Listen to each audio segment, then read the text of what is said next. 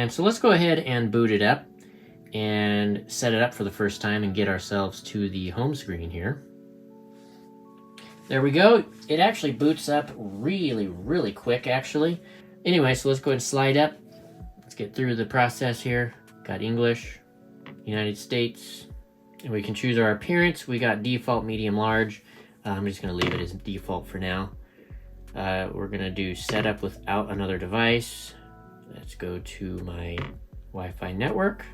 Now it's going to go through and activate the phone, which in this case, there's not going to be any activation of a cell network because I don't have a current cell plan that will be connected to this phone at this point in time, at least. All right, there we go. And it looks like right out of the box, we have a software update, which I'm not going to do right now. But I believe that there actually is a brand new software version of iOS 17 that came out within the last couple of days, I believe.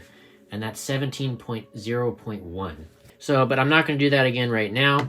But if you are to do that, you could do that through the setup process. Data and privacy, we can just go through that.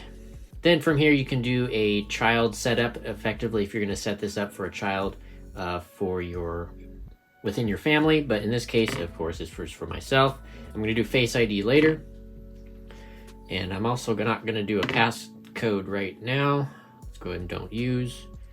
And I'm not transferring anything at this point in time. And we're going to go and skip the Apple ID section for the moment. Set it up later in settings just so we can get past the setup screen.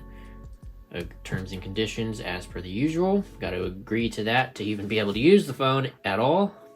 All right, and then we now have an update your iPhone automatically, which I am not going to do. We're going to do download automatically only and choose when to do that. iMessage and FaceTime later. Enable location services. And setting up cellular. Now this is where if you have a current iPhone, you can transfer over to this phone. Because this phone has an eSIM only, it does not have a physical SIM card slot, so you have to transfer your cellular connection or your data plan via wirelessly, essentially. So you can't do it by just popping a SIM card in anymore, which I still don't particularly care for that. I would really much prefer a physical SIM card. And yes, we're going to skip that. Siri, go ahead and do that. Let's see. Hi, I'm Siri. Choose. Hi, I'm Siri. Hi, I'm Siri. Hi, I'm Siri. Hi, I'm Siri. Hi, I'm Siri. And choose the voice you'd like me to use. And just like you can that. change it later in settings. We got all kinds of different voices for Siri that we can choose. I'm just going to choose that one for now. And I'm not going to do Hey Siri, so we can turn that off. Not going to share audio recordings. Screen time is fine. And we're not going to share that. And we're going to leave dark or light mode on for the moment.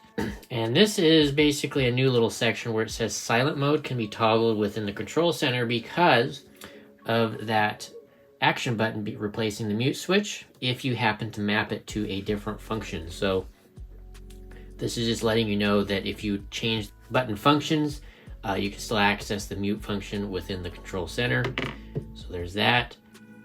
And then, okay, now here we are. It's giving a demonstration of that new action button that I just showed earlier. So this is where we can now customize that if you happen to want to do that. By default, it's mapped to the ringer effectively, so you can mute and unmute the phone just like you've used to.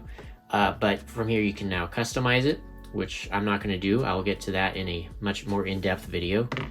So continuing on, we got emergency SOS, which now this year you actually have emergency SOS for roadside assistance if you have a AAA plan, which is really good. And so if you already have a AAA membership, you can immediately start using the satellite communication for roadside assistance, which is super cool.